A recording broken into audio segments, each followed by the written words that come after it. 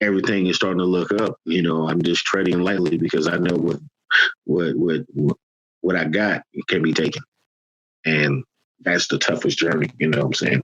Making that comeback. My job now is to make sure if I ever have to make a comeback, I don't make it harder on myself. You're listening to Guards Down. This is Greg Washington.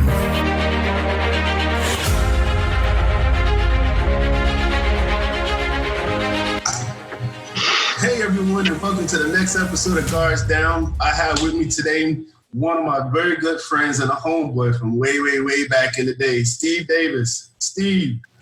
Hey everybody, how y'all doing out there in the world? Oh man, hey, we are COVID free and staying on lockdown in the house. Hey, that's all we can do, man. We're living in a crazy time, right now. This is the new normal, so I hope everybody's used to it right now. Indeed. Well, look, while we're talking about it, man, tell us about yourself. Well, this Friday I'll be turning 40. I'm born and raised in Fayetteville, North Carolina. I have 3 beautiful children, ages 19, 16, and 5. I'm a supervisor over at Federal Tech, over there, janitorial department. I'm a promoter in Fayetteville. I do numerous parties. I'm known for last Saturdays. It's down here by Izzy's on Ramsey Street. Whenever COVID leaves, we'll be right back at it whenever that is. I also have a podcast myself called Chop Chop. I host with William Cutlass. We do that. We've been on hiatus, but we do that every Sunday. And I'm pro weed.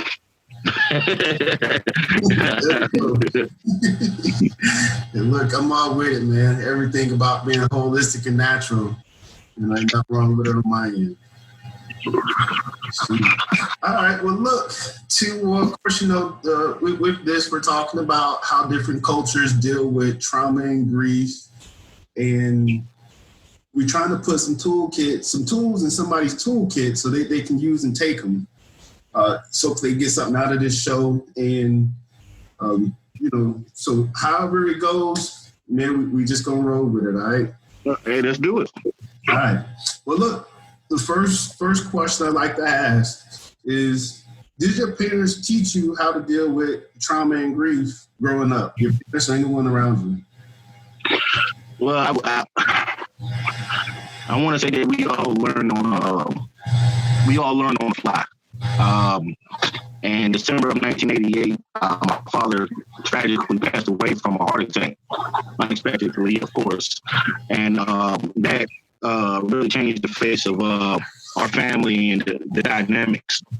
And I'm sitting here at 40 years old, and 2 weeks ago, we had Father's Day, and I cried, because I'm still trying to cope with that. My mom didn't know how to. My brother didn't know how to. We didn't know how to come together and just talk. And my mom tried to do therapy with us, because at a young age, losing your father, it's tough. It changed everything. My whole life. I know at that point, that was the new direction of my life. Like I said, I'm 40 years old and I still have a hard time, dealing with that. I lost a lot growing up. And my mother tried her best to help me understand, loss and how to grieve and whatnot, and I can't say I have a definite answer. I know now today I talk a lot. I talk to my brother. I confide in him a lot because I need somebody to talk to. I just found different outlets growing up. Sports was one of them. I had a lot of anger. I had a lot of animosity towards the world, and I had nothing else to do but, football was the key. What better place than getting all your anger out than, hitting somebody full speed. I guess, Greg, man, I can't really say my mom did because she really didn't know. You've been depending on this man for so long, and then all of a sudden you're the breadwinner. You don't have him to lean on. She had to shake that off and raise 2 boys in a new city. You know what I'm saying? Like, it was rough. I don't think my mother ever did get over it. She's moved on. She's married now. She's been married for some years. I think she still loves my father, but she had to let that past go. He's never walking through the door again. Yeah. You got some hard hitting questions there, boy. I almost got emotional. Well, man, look, we just gonna be real and talk about it. Like the whole point is a lot of people tend to suffer in silence, and to be able to just ask the hard questions and just be honest, about your truth. It's all. So Excuse me. You opening up and sharing about that. It's new to me too, so yeah, this rock. I'm enjoying it though. All right. Good. Okay. Well, do you feel like there is a cultural difference in how people cope? Yeah, I don't say it's a cultural thing. I think it's a gender thing. And it doesn't have a color. It doesn't have a culture. It's just male and female. We're taught growing up. We have to be tough. We fall down. They'll tell you don't pick him up. He'll get himself up. How many times my older cousins or my uncle say, cut that punk ass crying out. We ain't talking about that. It's and as a female, I notice, they're more nurturing. You know what I'm saying? I know some tough moms out there that would do the same thing as fathers would, but 9 times out of 10, that's that mother that's going, oh, he falls, let me go pick him up. Let me coddle him per se. It's just different. Males, we're just taught we have to suck it up. We have to bear the burden. If the family financial burden, if the finances go left, it falls on you. You know what I'm saying? Because you're the man of the house. You have to take on that. And nobody knows how hard that is except you. You know what I'm saying? They don't understand those long drives from work and you're crying. You know what I'm saying? Because you don't know how you're going to make this work, but you got to make this work. You know what I'm saying? They don't know about the sleepless nights. You know what I'm saying? They don't know about you looking at your kids and wondering, how is this going to work? But we don't have nobody to vent to. We don't have nobody to say, hey, man, I'm going through this. Your homeboy might look at you and be like, damn, you softer than cookies. And I think nowadays we're getting better, you know what I'm saying? And knowing that males, we do have feelings. We do have emotions.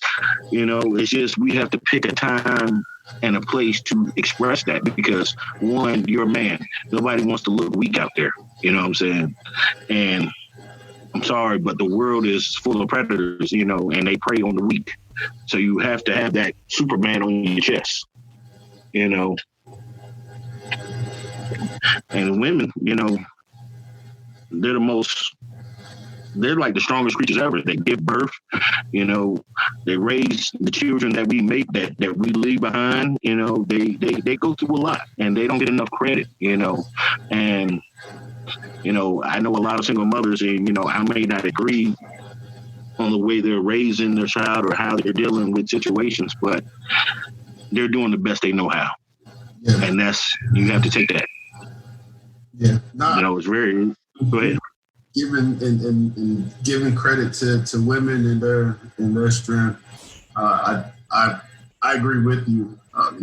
Me personally, growing up in a single parent household, like, my mom, she was it. And so my hat definitely goes out to her because, we talk about it where how to be an adult as we're growing up. So, everybody's learning all at the same time how to live this thing called life. And so, hat definitely goes off to all them strong women out there who do what they need to for their families. It's tough, especially in the world we're living in now, man. It's just, I just feel sad. You know what I'm saying? I had my son here. I hadn't seen my son in a while because of this COVID. And when I picked him up, I just stared at him when he was sleeping. I kind of teared up because I look at the world and what we're living in, and this is just like right after the riots all over the world. You know what I'm saying? And I felt bad that he has to grow up in this, because it's going to be a lot harder for him. I don't think it will get any better. That's just me. I hope, but I know how America is. I pray, and he's 5-year-old little boy. You know what I'm saying? I have to raise another man out here in the world. I already got one. He's out here. He's about to turn 20 in August, but I still fear for his life every day. Yeah. And it ain't for the next man. It's police. It's somebody that's wigging out or whatever, man. It's just these times that we live in. It's just freaking scary, man. I'm not a God-fearing man. I'm more spiritual, but I pray to the higher power that something comes out of this positive. Because right now, there's so much negativity out there. Yeah. So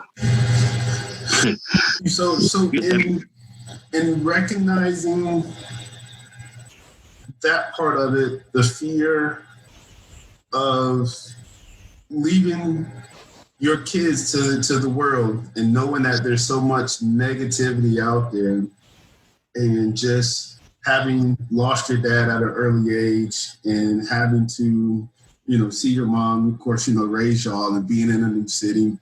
What were some healthy and unhealthy ways you learned to cope with what you were doing or dealing with? Healthy ways, that's the only healthy ways I cope with sports. Football and basketball were my go-tos. It helped me build a brotherhood. Some like-minded individuals, some guys that probably I would have never hung with. Now I call my brother, you know what I'm saying? That was the most healthiest thing, those 4 years, well, from junior high, I'm not even from like Pop Warner till I graduated. I met some of the greatest guys in the world.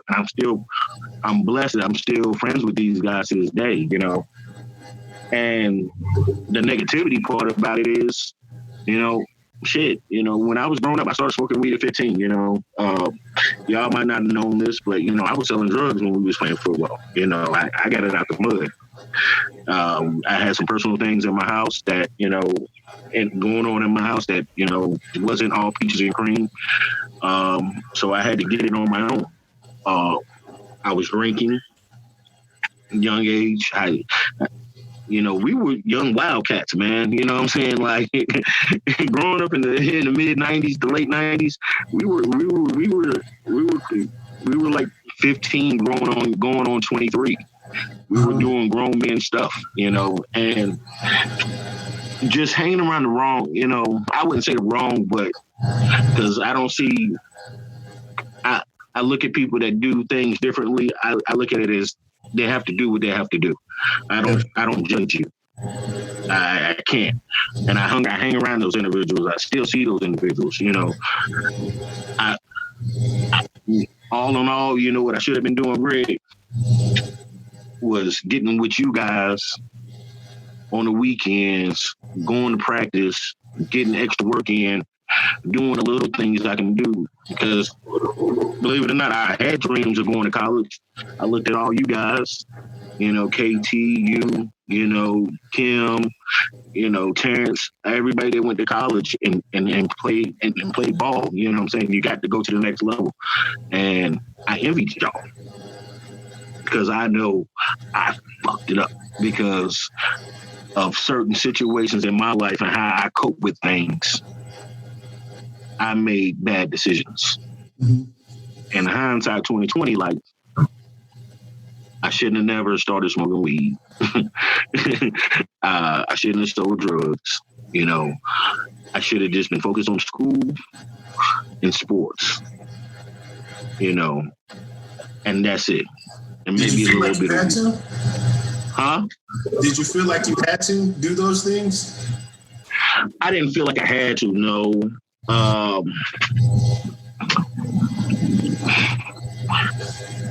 Well, the drug dealing part, I did because at the time,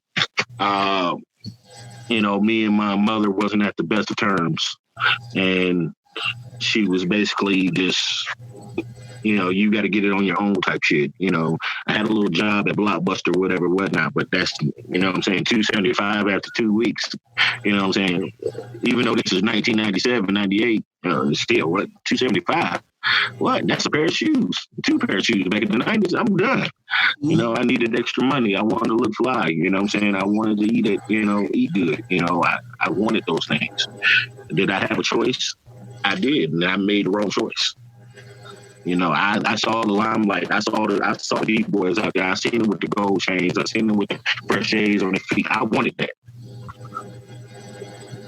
You know, I didn't want to wait till I got my first NFL contract. Yeah. So let's talk about the guys on the football team. So for everybody that's out there, me and Steve, we played high school football together. What year you graduate? 99. 99. I came in. 99, 2000. So we came up.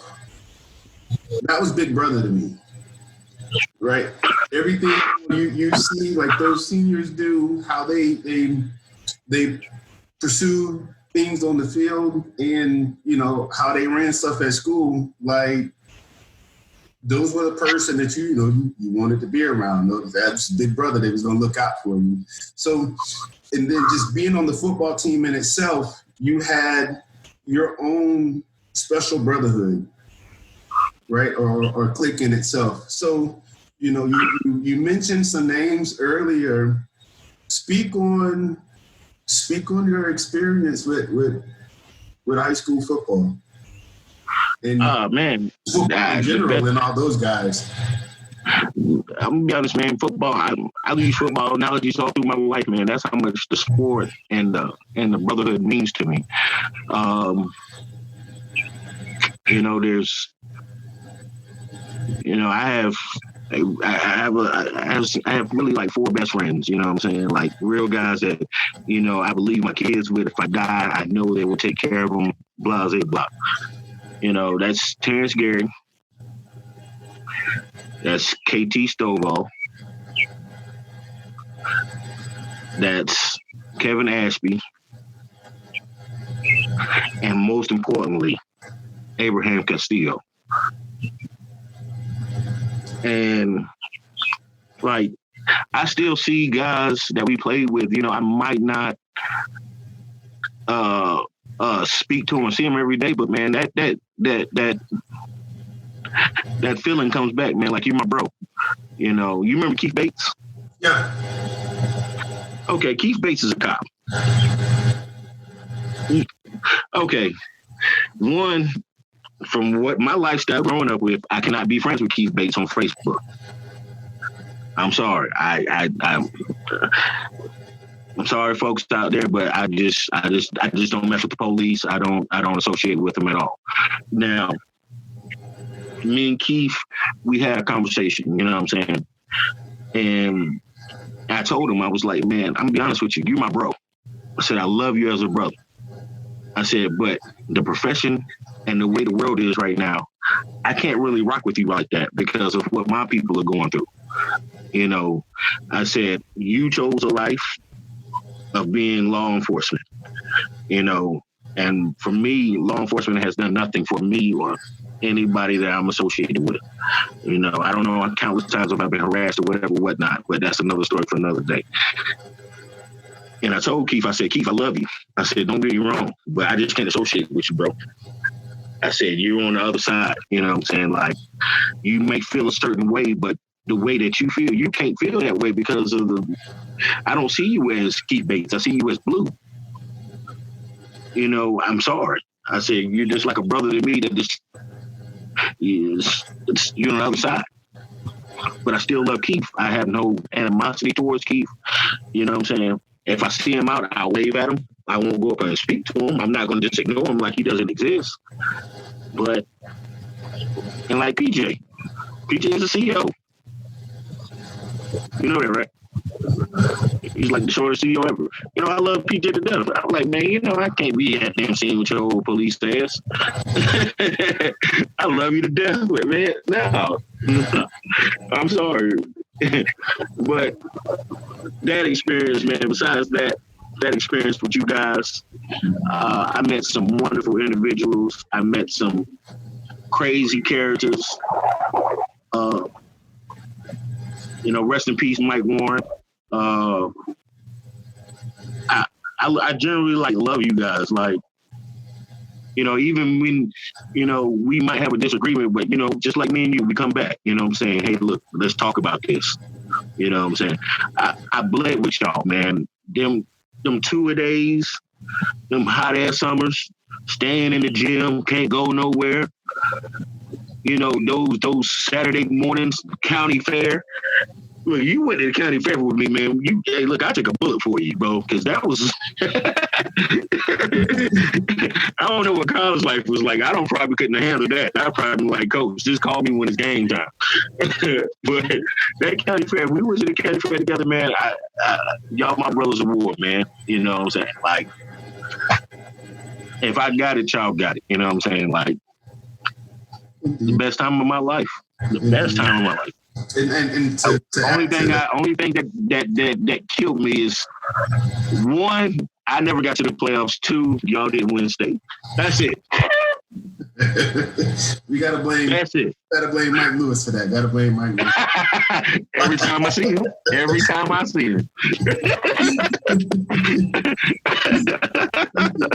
I told him one time, I was like, man, you know what you should do? I said, you need to get the whole roster of 2,000.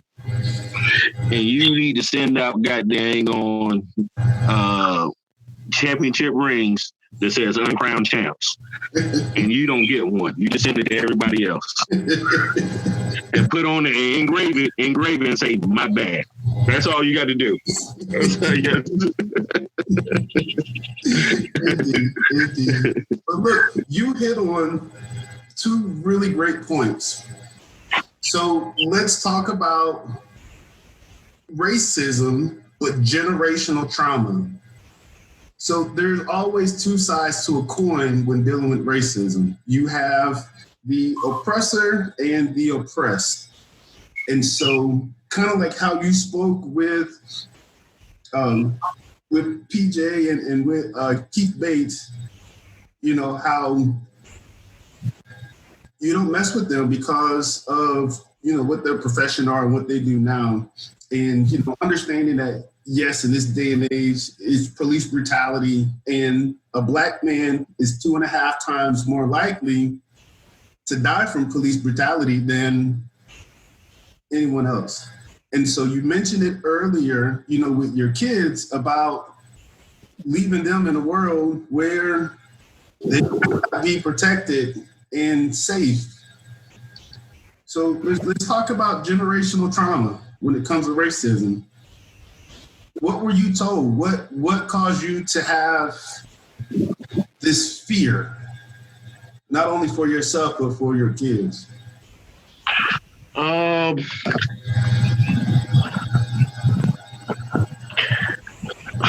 You gotta understand, I've been dealing with racism myself ever since I was about 5 years old.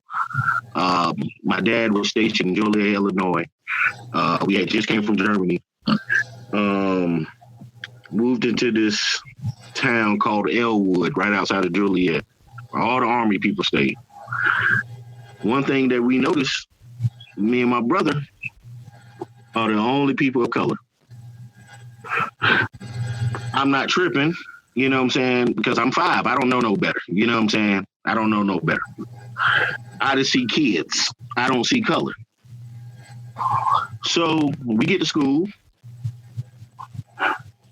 and I go to class, and I'm the only black kid in there. We get out to recess, hindsight 2020. All these kids surround me, and they're grabbing me. They're rubbing my hair. They're asking why my hair is like this. Calling me this word I didn't know what it was at the time because I never heard it before. You called me nigger boy. And I was just like, you know what I'm saying? Hey, nigger boy. Hey, nigger boy. I didn't know, you know what I'm saying? But I just know these kids are picking on me. I went home that day and was crying my eyes off. You know what I'm saying? Why these kids being mean to me? And my dad and my mom, you know, sat me down at 5 years old. This is the 80s. This is 1985. And told me, like, this is what's going on. You know, like, some people don't like you because of the way you look. Just because of your skin color. You know, and they're going to pick on you. But don't let them put their hands on you. You know what I'm saying? I was taught that. You know, don't let them put their hands on you. Needless to say, the next day, I knocked out the first white boy that called me a nigger boy at 5 years old.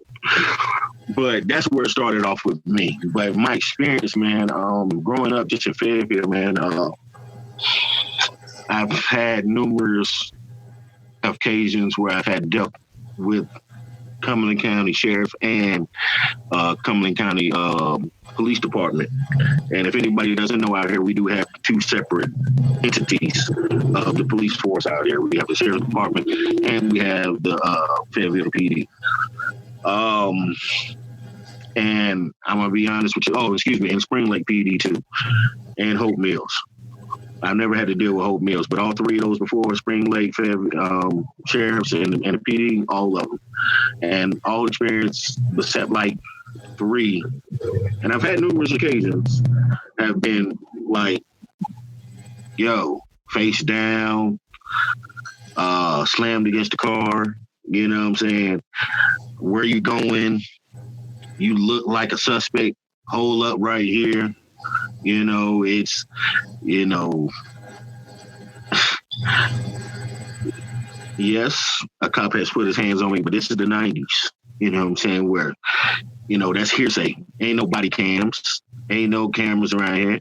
You know, cop done roughed me up, a couple of my homeboys up, you know, let us go on some humbug shit, don't come around here, da.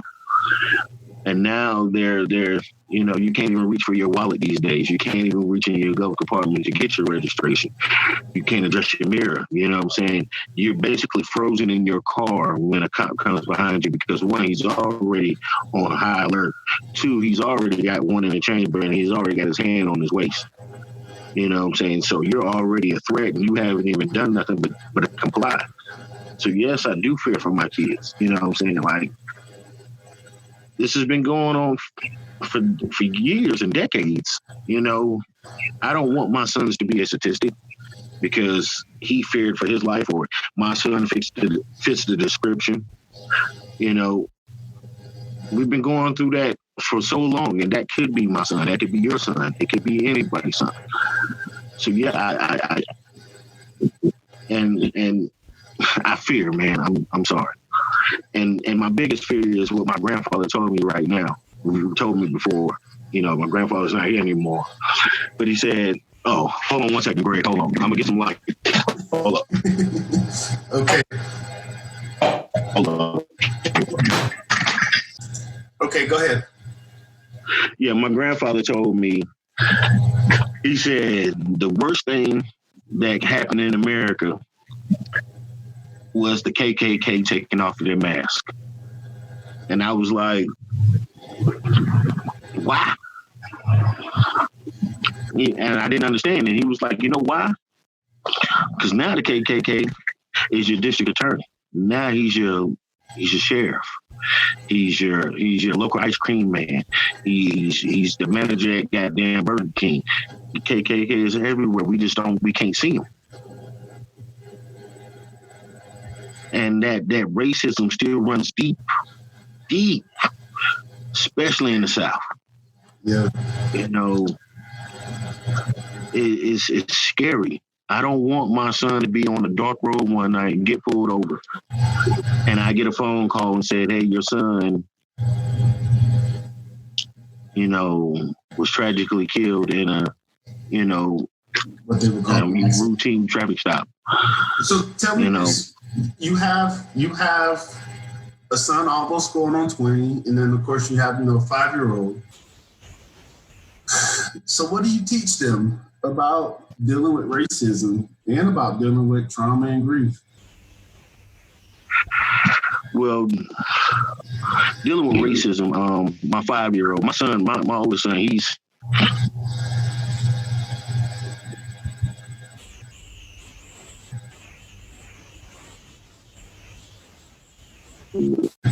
hip to the game. He knows it's in plain sight. He knows that. He knows the odds are against him where he's playing his cards. But my youngest son, he doesn't understand yet. Meaning, last time he was here, I showed him a picture of Donald Trump, and he didn't know no better. He was like, "Yay!" I was like, "No." He was like, "What? He's our president." I said, "Sir," I said, "he may be the president, but he's not a representation of this country." I said, I tried to tell him, I was like, some people out here in the world is not going to like you because of the way you look. They're going to be mean to you, just because of this. And I showed him his skin. He was like, because I'm black? I said, yes. I said, but you have to be a smart young man, you know what I'm saying, and know that when that time comes, you don't have to react to the ignorance. Steve, you can, and as for dealing with hold on for a minute. You lagging. Yeah. All right. So we back on. Look, man, I had to get you out of the elements. I didn't want you to get up. So I appreciate the transition to the house and everything. Okay, so the other part that I wanted to talk about, and I mean, it's powerful what your grandfather said when it came to the worst thing that happened was the KKK taking off their masks and not having racist, biased leaders in leadership positions that can affect the livelihood and lifestyle of everyone. And so I that was powerful. And I mean, I appreciate you sharing that part because, I hadn't looked at it that way. Yeah. To go back to your earlier statement, when I asked the question, so you talked about generational trauma, and then you also started to go into your own personal experience with trauma and grief. And you mentioned Mike Warren. And so just for everyone out there, and I'm gonna have Mama Warren on here soon enough. I didn't want to do it too soon, just out of respect. But I want to talk about your experiences that you had dealing with grief. So Mike Warren, and also take it back with Kevin, if you don't mind.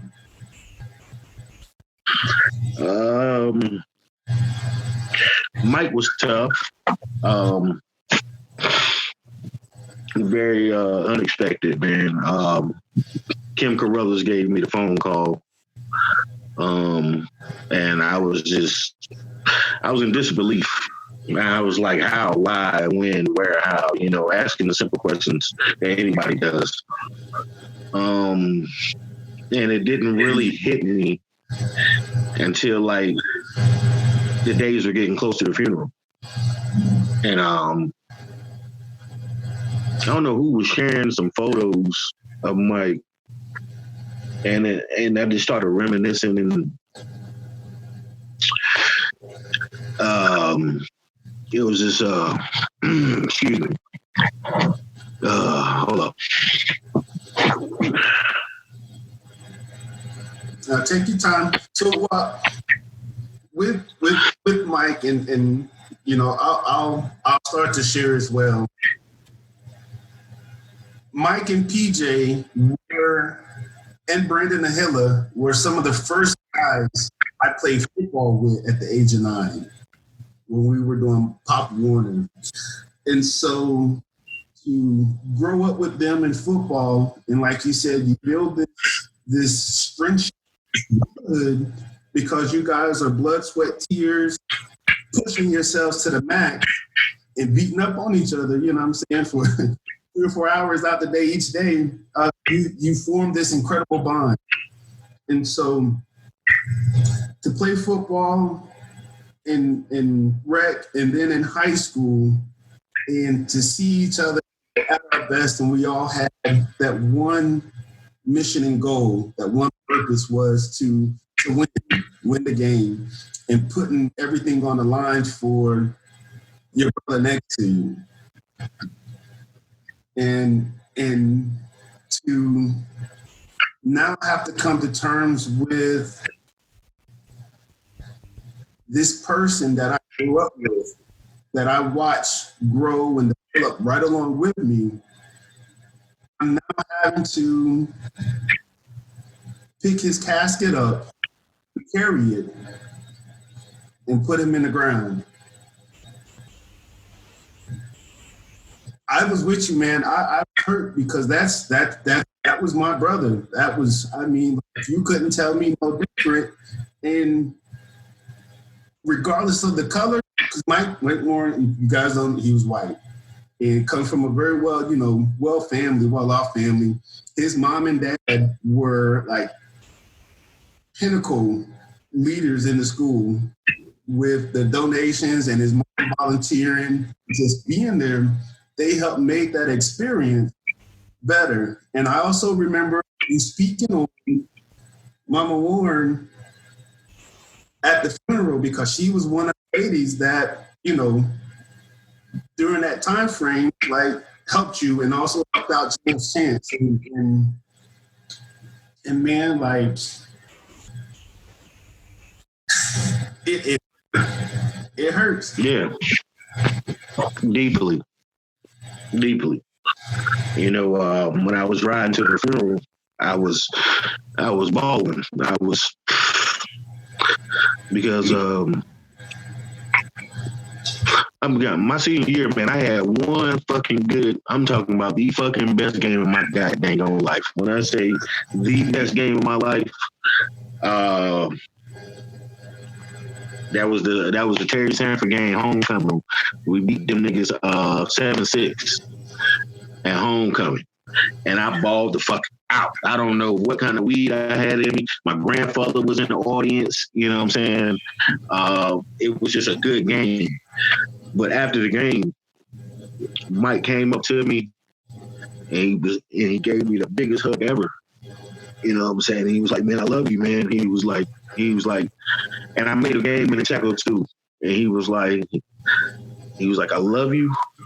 And he said that was a hell of a fucking hit. And he's like, "Next time, don't grab the ball, just make the hit." And that was what he told me. But I could still smell the pads, and I can feel the embrace. And knowing that I'll never have that again hurts. It's hard. This whole 2020 has been tough for me. Not only did I lose Mike, I lost another friend of mine. Not even 2 weeks before then. I went from one funeral to another. It's just, and what's crazy about it, I've been living with this shit all my life, and people don't understand. When you talk about grief with me, I've been dealing with grief since I was 6. My oldest brother passed away when I was 6. 2.5 years later, my father passed away. Moving forward, one of my best friends, Cliff, passed away, in high school. And then, like you said, you want to hit on, and then I lost Kevin. And I'm never going to get over that.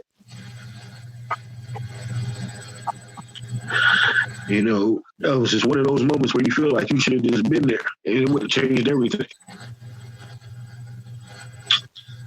So, dealing with grief, I don't. Let's just be honest. I bottle this shit up in me, and I try to move forward. And they say it's not healthy, but I smile through my bullshit. That's why I tell a lot of jokes.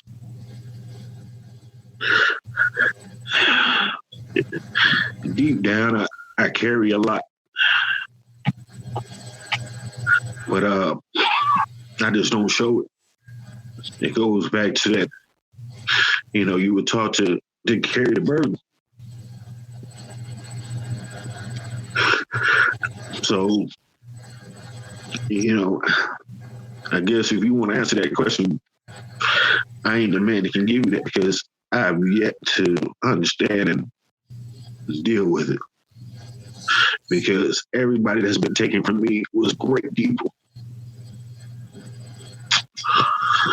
It seems like your God takes everything from me and tests me to see how I'm gonna persevere through this shit. So that's why I don't speak on it. Yeah. No, I appreciate you sharing and opening up. It's tough. Even Cliff, I remember him in high school, and for everyone out there, Cliff was battling cancer, right, in high school. A classmate battling cancer, and all he wanted to do was be a part of the crew, hang with the boys, and play football. And I mean, to be that young and to have to deal with so much that hurt, and man, and to lose at such a young age, like, I can't even imagine what that feels like. I spoke with Nahila a couple of days ago about it, and he opened up and shared. It's tough. The one thing that I've had someone talk about, they were like, we are only stewards of time. We don't own it. I've heard that before. And so the time that we have allowed to share with each other and different people, we have to make the best of it, right? Because when, it's gone. And man, like, let me say, I really appreciate you, like, fucking opening up and sharing. I do. Okay, let's keep it going. What are some signs that a person is dealing with complicated grief and PTSD? Feelings, thoughts, actions? Well, that PTSD thing is I don't know. I know a lot of military guys and girls deal with that, and it's different from everybody else. Like, my brother suffers from it, you know what I'm saying? I assume that you probably suffer from a little bit because you was in combat yourself. I know Keon, he suffers from it, what I'm saying? Greg King, he suffers from it, Me, I suffer from PTSD because, no, I've never been in a war in my life, but I was in a war in these fucking streets of Fayetteville, and I've seen some shit and been through some shit. And, yeah, so I'm always on, there's a reason why I back into parking spaces. There's a reason why when I come into places, I always check to find where the exit is at. I always peep my scene, what I'm saying? I always peep the parking lot. I'm always on my P's and Q's because I don't know what's popping off, So I assume that some people are like that, effects of my insomnia, somebody, a while back, somebody tried to rob me, at my crib, so mine definitely on pins and needles at all times. That PTSD is different, man. And yeah, I don't know how to deal with that. I definitely, I'll be honest with you, I was joking about marijuana earlier, it helps me. You know what I'm saying? It helps my brother. You know what I'm saying? He was in the military himself. You know what I'm saying? Helps him too. With my anxiety, it just helps me calm my nerves. It just gives me a relaxing feeling that calming effect I need. Like, I'm going to smoke another one after this because this shit has been.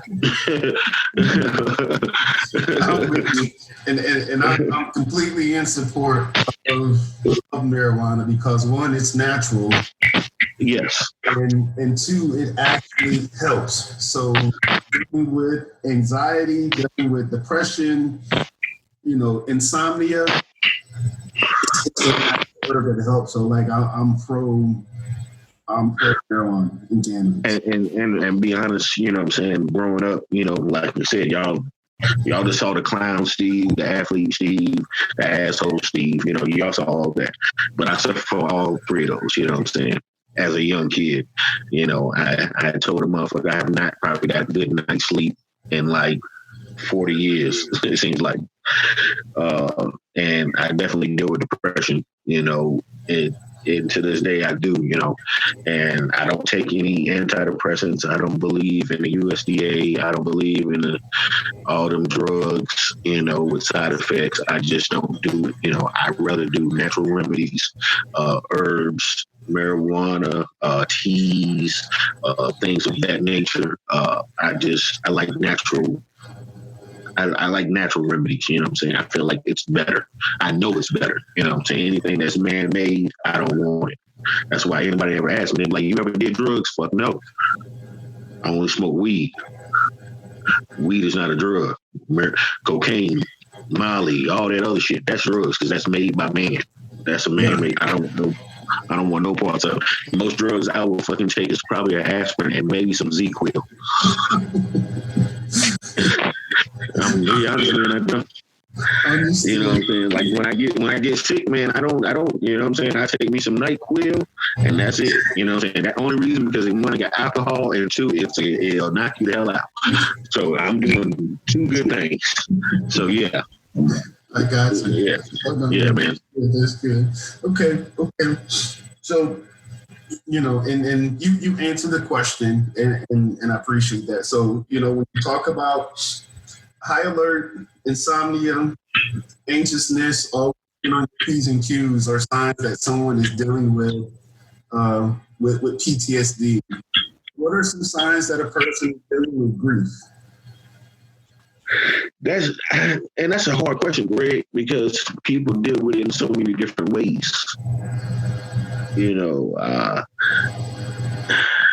Me, I get depressed.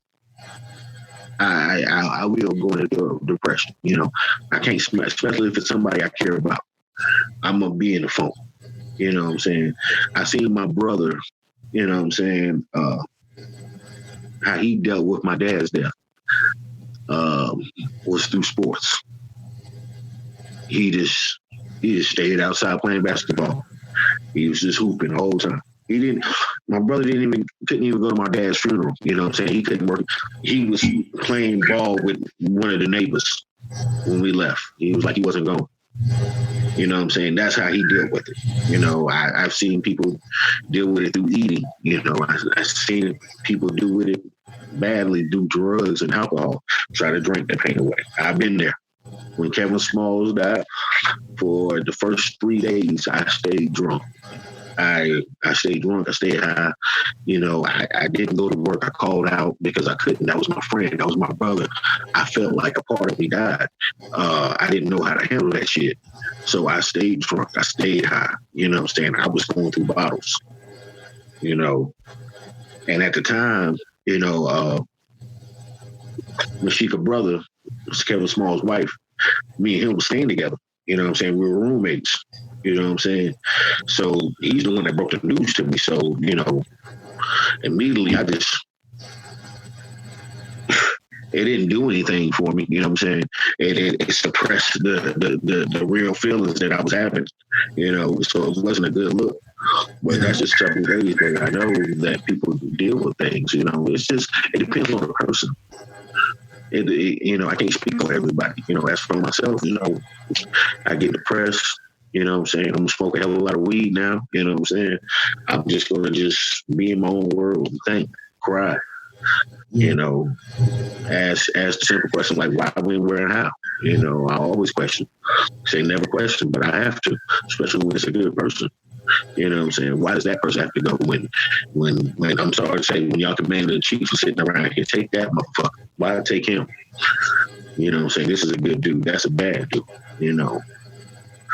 Yeah. No, I'm with you. And honestly, when I was going through my dealings with grief and depression, I was right there drinking too. And it wasn't alcoholism.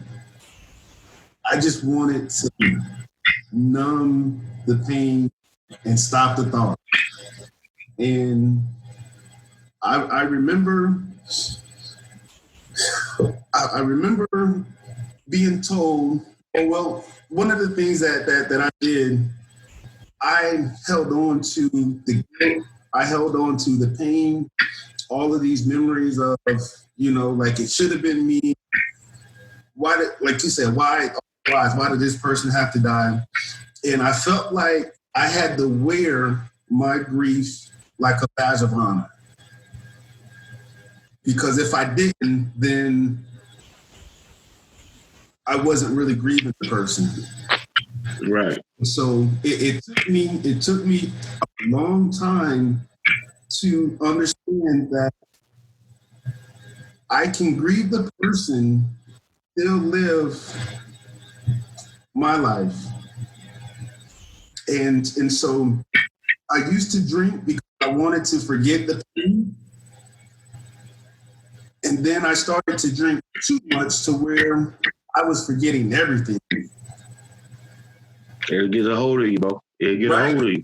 And so, you know, it was one of those things where it was like, okay, like I'm now starting to lose not only the bad memories, but also the good memories.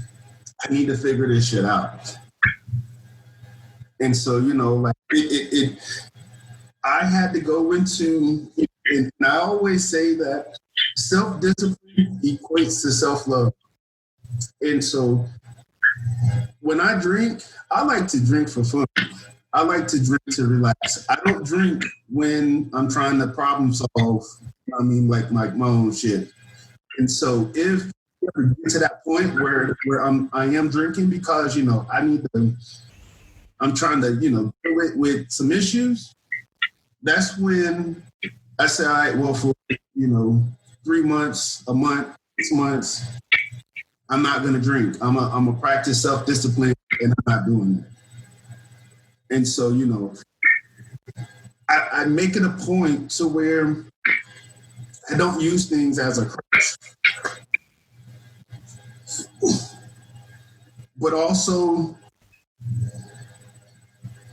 my fight to be numb, I realized that I would much rather feel the pain because, one, that lets me know that the love that I have for that person was real. And two, that I'm also real. I'm human too. You know, like, I mean, I've been in combat and I trained myself to cut off feelings and to just execute and go after, you know, the mission. And that feeling like a robot even though it worked for the mission, for what I needed to get accomplished, it worked for the humanity side of me. And so, man, I appreciate you hearing and you speaking on that and even bringing it out, because not too many people get to recognize that aspect of me. Okay, so next question. What can someone do to support a person dealing with trauma and grief? How can you help yourself? And how can someone on the outside looking in help you? On the outside looking in, like I said, it all depends on the person and who they are and how they react to things. One, be sensitive to what they're going through. You know what I'm saying? You got to be, that's a tread lightly situation, I always say, you know what I'm saying? Because that can go left or it can go right. Just cater to their needs, you know what I'm saying? Some people just want to be left alone and just, checked on, you know what I'm saying? Just make sure I'm all right, you know what I'm saying? I'm good, but, it's okay if you come and check on me, Some people, need somebody to, hey, I just need you to sit here, or just, I guess, like I said, man, I can't, me personally, I give out, I can't be there for everybody. You know what I'm saying? But I send my condolences. I always say, if there's anything that I could do or my family could do, please let me know. Leave my number. Anytime you want to call me morning, noon, and night, I'll ever sleep. I give that option for, you know what I'm saying? I just leave it out there floating. Some people call me, some people don't. And I always check back. Hey, you doing okay? How's everything? My homegirl, a couple of people just lost their kids. My homegirl just lost her son, and Mickey Porter just lost his son. And I've been reaching out to both of them. You know what I'm saying? I wasn't be able to get to the funeral for Mickey, but I'm checking in on my bro, man. Make sure, hey, looking good. Hope everything's all right. Keep your head up. Just giving them little jabs of encouragement, man. Let them know that you're not in a fight alone. It's crazy that I don't talk to nobody, but I'd rather you talk to me. You know what I'm saying? Yeah. Let me be here. Let me be here for you. You know what I'm saying? I don't know what you're going through, because I cannot fathom losing my child. I cannot. I don't know how I react or how I would go off the Richter scale, because I do not know what I would live without my kids. So I don't know what Mickey's going through. I don't know what my homegirl Mel is going through and how she's feeling from losing her son. I just throw simple jabs out there. Hey, you doing okay? You doing all right? Blah, blah, blah. As for myself, if I'm grieving, just leave me the fuck alone. I'm going to be honest. If it's somebody that I'm really close with, that's my heart, I grew up with or whatever, just leave me the fuck alone. I'm not going to answer your calls. I'm not going to return your texts. I'm not going to answer your inboxes. I don't want to be bothered. When I pop back out, I'll pop back out. But you have to give me my time. You know what I'm saying? I will, I appreciate everybody's concern. I appreciate the well wishes. But no. I just want to be left alone, man. And I pray that nothing like that happens, because, you'll see, man, I will just shut off from the whole world. It ain't gonna be no funny posts. There ain't gonna be none of that. There'll probably be, RIP to blah, blah, blah, blah. And then I'm gone. I don't want to be bothered. I need that time to myself to think, and especially if somebody close to me, I gotta know how I'm gonna move now. You know what I'm saying? Yeah. I know, like, if I ever lost my brother, I know I would lose my shit. Yeah. I just would lose it. I don't even know how I would fucking act if my brother would something happen to him. You know what I'm saying? Because that's when Like not to. yeah, he's my everything, man. He's my everything, man. Like he's really my go-to. He's my best friend. He's my brother. He's my confidant. He's my consigliere, and how you want to call it. You know, he's my everything. So that'd be a perfect example. If I just would. Yeah. You know, only thing I ask for anybody, if they want to do something for me, show up to the funeral. They show you respects. That's all. Show to, you know, whoever it is, come show some respect, and you know what I'm saying. We'll talk it up afterwards. We'll chop it up. What's been the toughest part of your journey? Of life?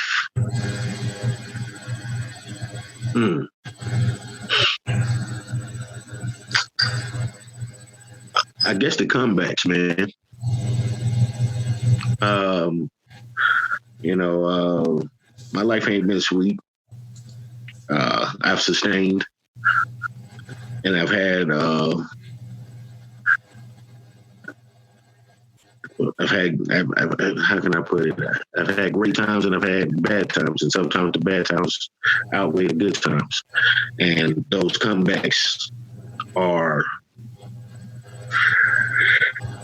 they're draining. You know, started from scratch. You have nothing. Not a pot to piss in the window, throw it out of, man. It's been several times I've been like that. And I pop back, you know what I'm saying? And I pop back better than I did before. And it seems like every time I get to my height, it all crashes down.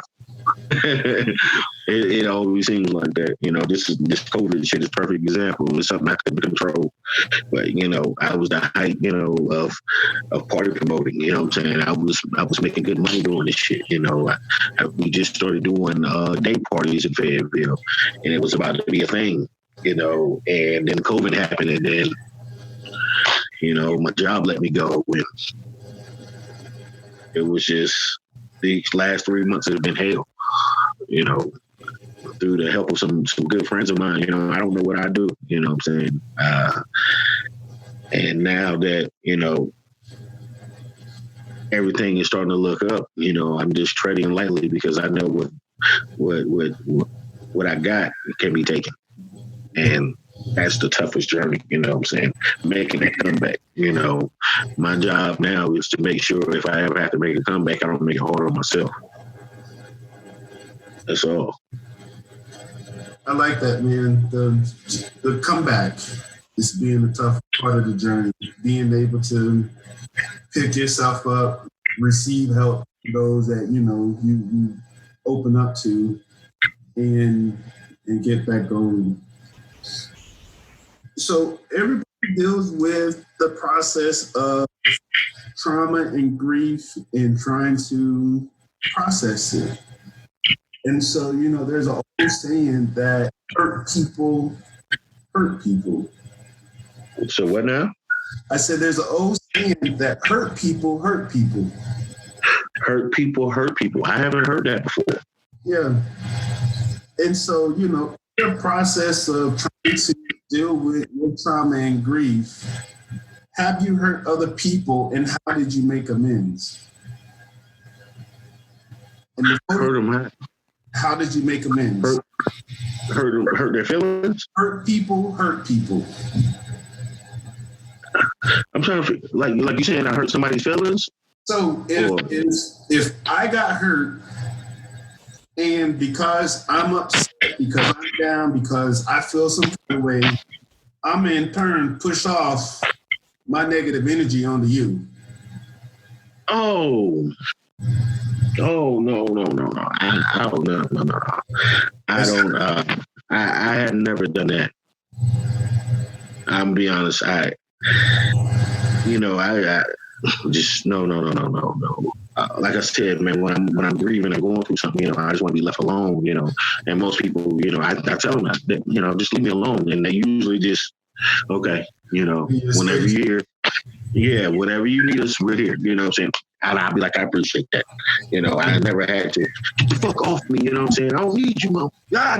Nah, I never, you know, I never went off the handle like that. No, hold up. Yeah, I did, but I will say that I did that to my uncle. Yo, it was some family issues we were having, and it wasn't the time or the place. But they wanted, if you keep poking some, if I tell you, hey, look, I don't want to talk about this right now, and you keep on coming and trying to talk to me about it, I'm like, yo, man, just leave me alone. That's when that's when somebody's feelings probably got hurt. And that day, I did not care. I don't care about your feelings are your feelings. Nobody was here when I was growing up, so I have no feelings for none of y'all. So that was one of that. But as far as me being like grieving and because I know how that feels. Yeah. You know what I'm saying? I've been on the other end. You know what I'm saying? I've been snapped at, but it didn't bother me because one, I knew what they were going through. I understand. You know, and then when they try to come apologize, I'd be like, don't even worry about that shit because I'm not tripping. You might be tripping about it and you might feel some type of way because you didn't mean it. Because I already knew you didn't. It was just a moment, you had it. It's over with. That's where we're going. You're not gonna hurt my feelings about that. Nah. Yeah. No, I like that, man. So you and this just says you. So when you're dealing with your shit and you need your time and space, you seclude yourself so you can process it if you need to, and you're also not hurting people around you. Right. As long as they're acknowledging it, you know, and just making sure you're good, like it works. So that's a good tool to put in the toolkit. That's a good one. That's a good one. Appreciate it.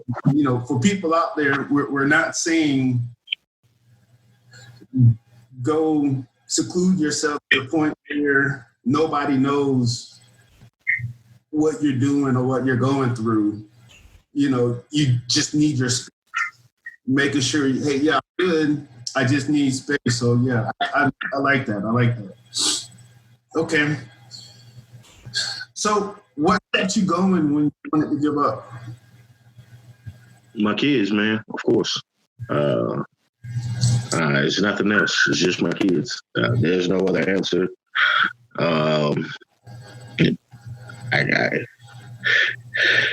One thing my kids is not gonna say about me is that her dad is a quitter.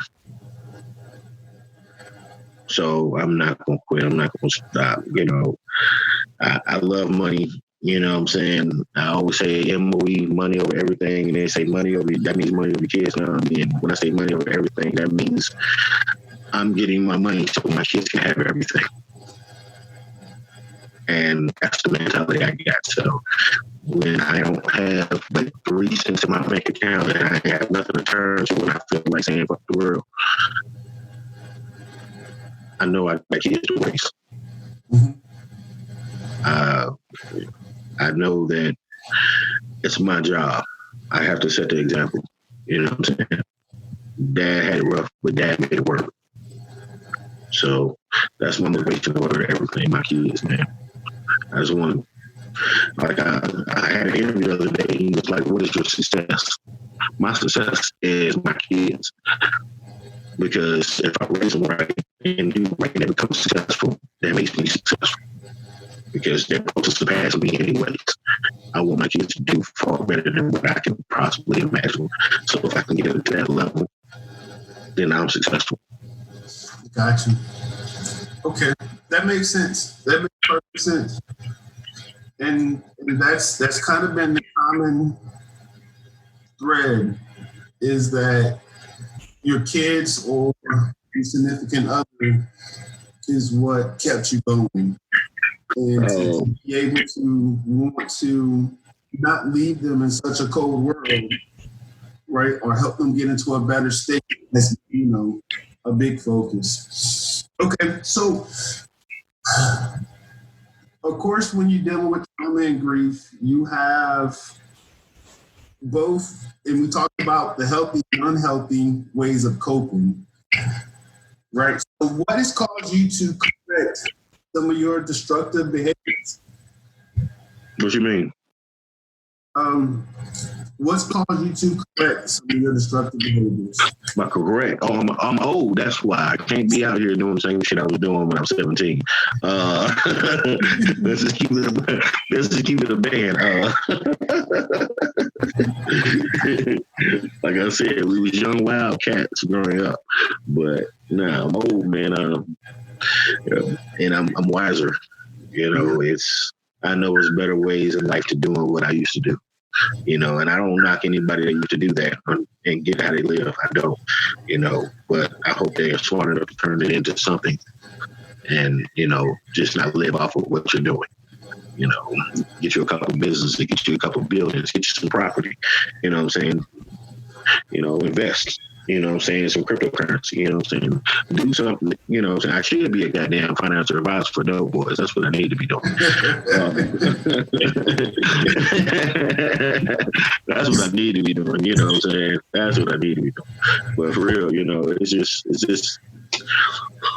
I don't hide nothing from my kids, especially my older ones, I tell them, some of the things I've done, because I don't want them to do the same thing, especially my oldest boy, he was around that path.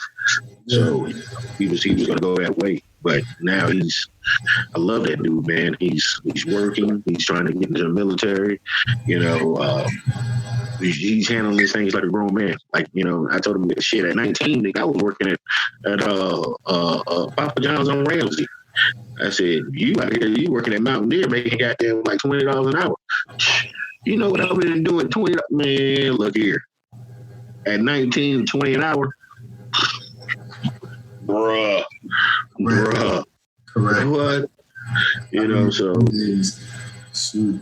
5.15 was minimum wage back then. And that's exactly what I started off with too. 5.15. I got a 35-cent raise after goddamn 30 days. And he was like, yeah, that was big things. I'm still in $5. What you mean? I said, I need to go back and sell drugs. This ain't it, chief. I said, I don't know how y'all was doing this in high school. Me trying to be legitimate. Nope. Okay, so age and progression in life cause you to correct your destructive behavior.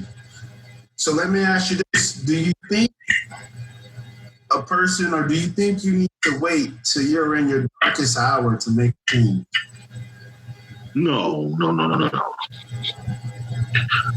I don't think you need to wait. When you're in your darkest hour, that means shit got real. You have come to the point of shit has gotten real. So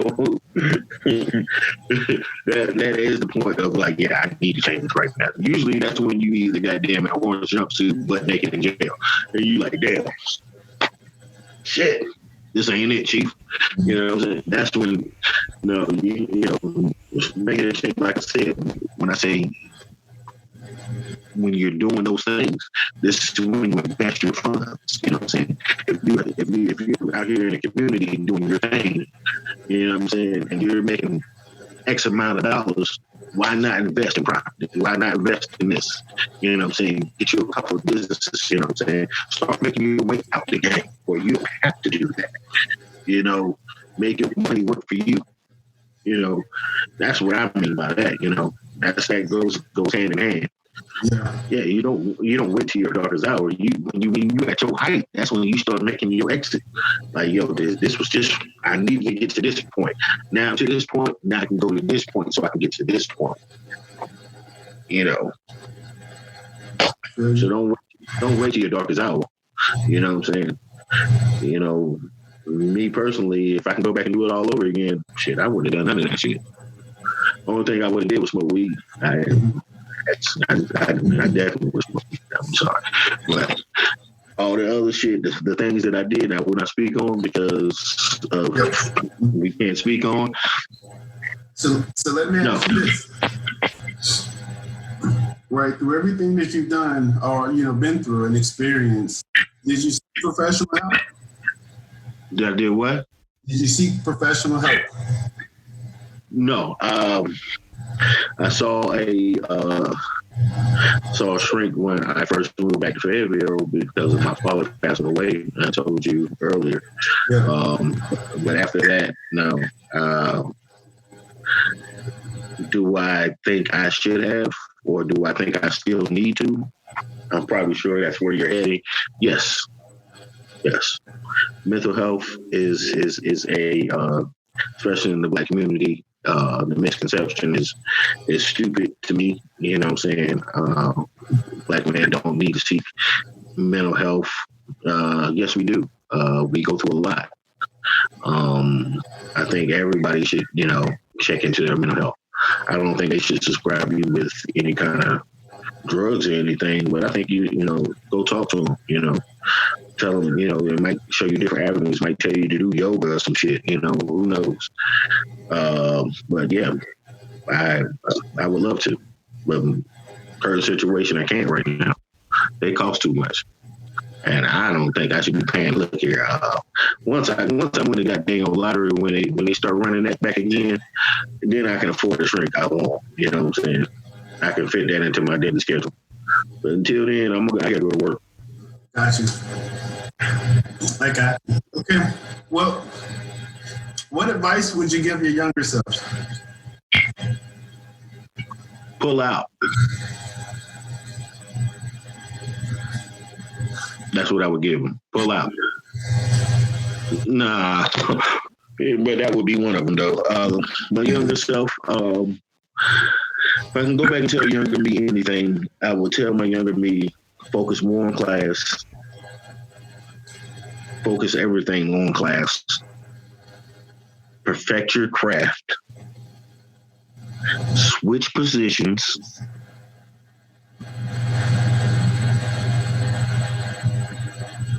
Yeah, that'd probably be it.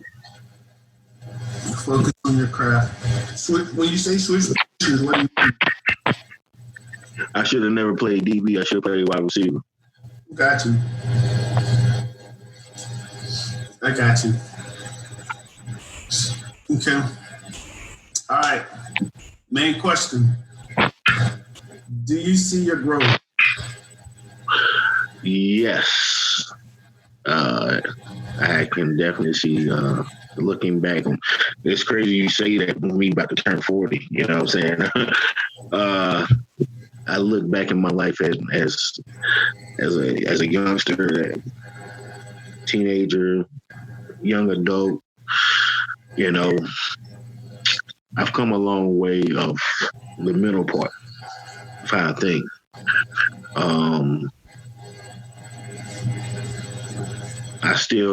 At 40, I still have, and you never quit learning, you never quit growing. I always believe that there's no limit to this in life. But hindsight 2020, yeah, man, I've grown a lot, man, because very immature, very, people don't realize when they say, man, at 20, you think you know everything. I ain't know shit from Crisco. You know what I'm saying? If I could have known what I know now, shit, I'd probably be in Greystone Farms. I'll be honest with you. So, yeah. That's basically in a nutshell, bro. Got you. Well, look, some of the things you're doing now, I know you mentioned it earlier, last Saturdays, in your podcast that you were doing on weekends, like. I do every last Saturday at Izzy's. I'm sorry, I don't have the address off my head. I'm sorry, but it's a local bar here in Fayetteville. We always support Black businesses there too, even though the bar is owned by two Caucasians. But Olga and Brian are the most loving individuals I've ever met in my life. Couldn't ask for better business partners with them. You know what I'm saying? They support the movement that's going on to this day. Black Lives Matter. They are really into it, but they are A1. But we do have local vendors that come out there, food patrons, you know what I'm saying? Different Black vendors come out there, they'll sell the food out there, you know what I'm saying? So we do, try to bring it back into the community. And then we have my podcast called The Chop Shop with my co-host William Cutlass. unlike yours, you know what I'm saying? Yours is very intense. It's very, I love it. You know what I'm saying? I can dig it. You know what I'm saying? Very, very in depth. Ours is more on the comedic side for myself. He's more like you, and I tell him shut the hell up with that mess. Here to make people laugh. But we cover entertainment, music, world events, anything that's funny going on in the world, or anything that's crazy going on. We try to cover everything on that aspect. But that's basically it, man. Besides that, man, all you can do is catch me playing Call of Duty. What's the gamer tag? Oh, God. Man, I got a weird gamer tag because of that Xbox bullshit. You on Xbox? Well, my kids took my Xbox and my PlayStation. So I got to get another one. I got to get another one. All I know is Commissioner 360. Oh man, no, it's like 265 or 365, something like that. Look, once you get it, shoot it to me, and we'll put it in the notes section so that way too. There you go. Yeah, y'all can hit me up and get dug in because I'm nice at that one. I should have been in the military. Okay, well look, we about to wrap it up. Any words of wisdom or encouragement you want to share before we sign out? Stay true to yourself. That's the best way I can, stay true to yourself. I have a saying that outcasts, I always say, right on to the real and death to the fake ones, and we right out into that. So, yeah, man, just that. I don't have, man, you talking to Steve Davis, words of encouragement.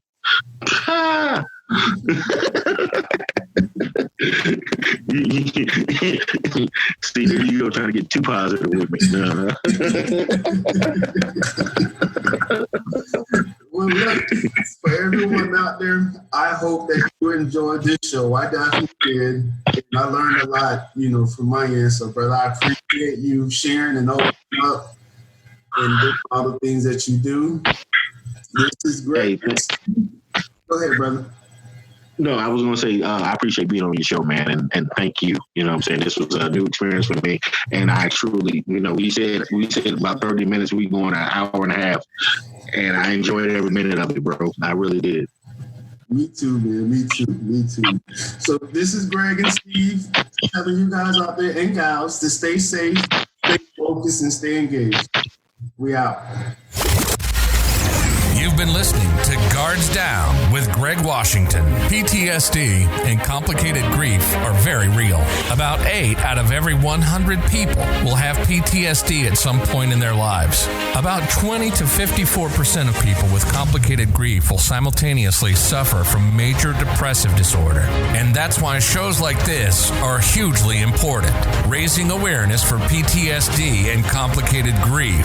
Thank you so much for listening. We hope you've gotten some useful and practical information from this show. We'll be back soon, but in the meantime, hook up with us at guardsdown.com. We are iron.org. On Facebook at Guards Down. And find us on YouTube and Instagram.